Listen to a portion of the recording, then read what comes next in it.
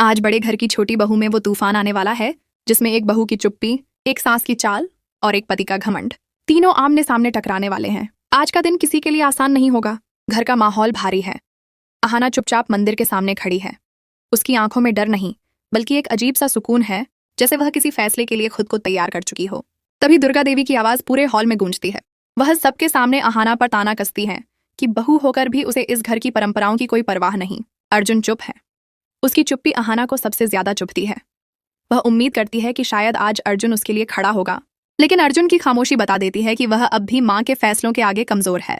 दुर्गा देवी अहाना को याद दिलाती हैं कि इस घर में रहने के कुछ नियम हैं और जो उन्हें नहीं मानता उसके लिए यहाँ कोई जगह नहीं। ये सुनकर अहाना पहली बार सीधी नजर उठाकर दुर्गा देवी को देखती है। उसकी आंखों में आंसू नहीं, आत्मसम्मान है। अहाना शांत लेकिन मजबूत आवाज में कहती है कि उसने इस घर में कभी अधिकार नहीं मांगा, सिर्फ सम्मान चाहा। उसने हर रिश्ते को दिल से निभाया, लेकिन बदले में उसे सिर्फ ताने और शक मिले। उसकी बातों से घर की बाकी बहुएं भी हिल जाती हैं। तभी अहाना वह फैसला सुना देती है जिसकी किसी को उम्मीद नहीं थी।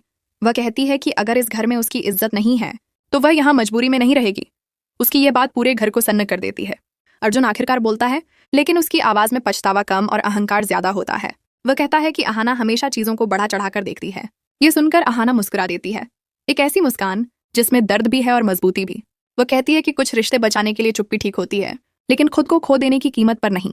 फिर वह सबके सामने साफ कह देती है कि अब वह अपने फैसले खुद लेगी। दुर्गा देवी समझ जाती हैं कि आज की अहाना पहले जैसी नहीं रही। ये बहू अब डरने वाली नहीं है।